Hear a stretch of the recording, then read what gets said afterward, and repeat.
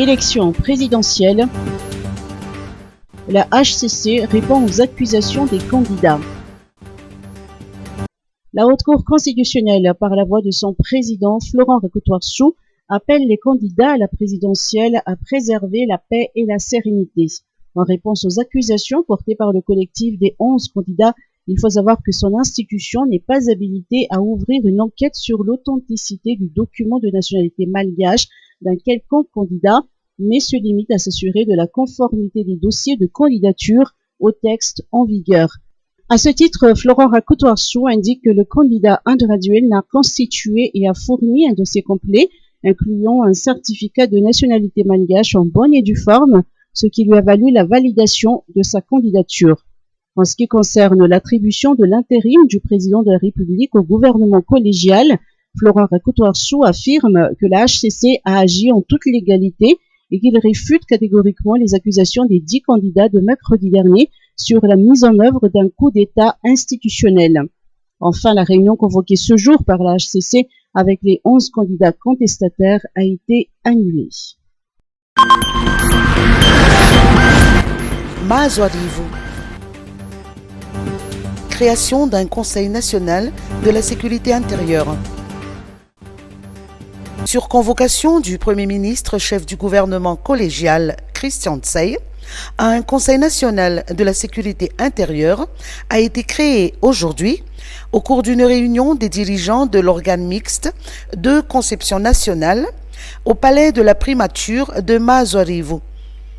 Le Premier ministre a recommandé que toutes les actions soient dorénavant orientées vers l'apaisement. Cette réunion, à laquelle ont également participé le ministre de la Défense nationale, le ministre de la Sécurité publique et le secrétaire d'État en charge de la gendarmerie, a été axée sur la mise en place des stratégies de sécurité durant tout le processus électoral. Les dispositions à adopter face aux éventuels actes de déstabilisation et aux manifestations susceptibles de semer le trouble ont été abordées.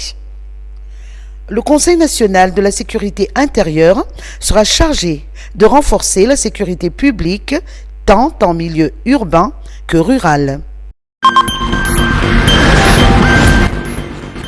Périmètre du Grand Anna. L'APIPA rappelle l'interdiction de rembler. À l'approche de la saison des pluies, l'Autorité pour la protection contre les inondations de la plaine d'Antananarive, ou APIPA, rappelle que tous travaux de remblai dans le périmètre du Grand Antananarive sont interdits et suspendus jusqu'à nouvel ordre.